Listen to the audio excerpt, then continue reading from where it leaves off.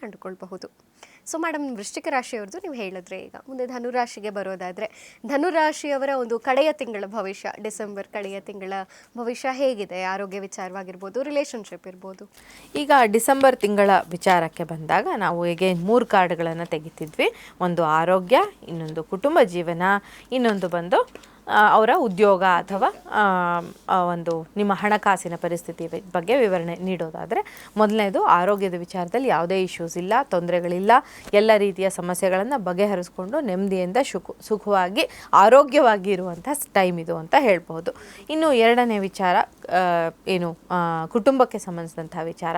So ಇಲ್ಲಿ ಕೂಡ justice ಅನ್ನುವಂಥ ಕಾರ್ಡ್ ಬಂದಿದೆ. ಯಾವುದೋ ಒಂದು ದೊಡ್ಡ ಮಟ್ಟದ ಒಂದು ಬಲ ನಿಮ್ಮ ಫ್ಯಾಮಿಲಿಗೆ ಇರೋದ್ರಿಂದ ಯಾವುದೇ ಒಂದು health issue, major health issue ಬರೋದಕ್ಕೆ ಹೆಚ್ಚು ಕಾಣಿಸ್ತಾ ಇಲ್ಲ. ಆ ಥರದ ವಾತಾವರಣ ಇಲ್ಲಿ ಕಾಣಿಸ್ತಿಲ್ಲ.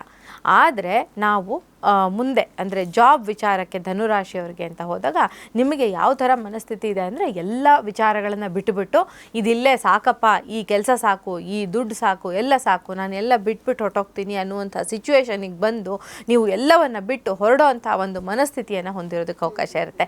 ಆ ಥರ ಹೋಗೋದಕ್ಕೆ ಆಗೋದಿಲ್ಲ, ನಾವೆಲ್ಲ ಲೌಕಿಕರು. ಸೊ ಹಾಗೆ ಹೋಗಬೇಕು ಅಂತ ಅಂದ್ಕೊಂಡ್ರೆ ತುಂಬ ಟಫ್ ಆಗುತ್ತೆ, ಅದು ಕಷ್ಟ ಆಗುತ್ತೆ. ಮತ್ತು ಒಂದು ವಾರ ಆದಮೇಲೆ ವಾಪಸ್ ಬರೋದಕ್ಕೂ ಅಲ್ಲಿ ಅವಕಾಶ ಇರೋದಿಲ್ಲ. ಹಾಗಾಗಿ ಇಲ್ಲಿ ಸಮಸ್ಯೆಗಳನ್ನು ತೋರಿಸ್ತಾ ಇರುವಂಥದ್ದು ಫೈನಾನ್ಷಿಯಲ್ ವಿಚಾರದಲ್ಲಿ.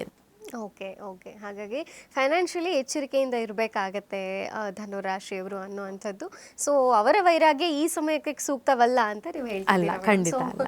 ರೆಮಿಡಿ ಹೇಳೋದಾದ್ರೆ, ರೆಮಿಡಿ ಅಂತ ನೋಡೋದಾದರೆ ನಾವು ಇಲ್ಲಿ ಆಂಜನೇಯ ಸ್ವಾಮಿಯ ಆರಾಧನೆಯನ್ನು ಮತ್ತೆ ನೀವು ಮಾಡಬೇಕು. ಮತ್ತು ಶನಿದೇವರ ದೇವಸ್ಥಾನಕ್ಕೆ ಕೂಡ ನೀವು ಹೋಗಿ ಬರೋದು ತುಂಬ ಶುಭ ಫಲಗಳನ್ನು ಕೊಡುವಂಥ ಒಂದು ಪರಿಹಾರ ಅಂತ.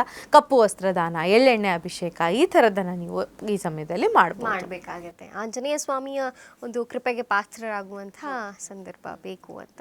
ಸೊ ಧನುರಾಶಿ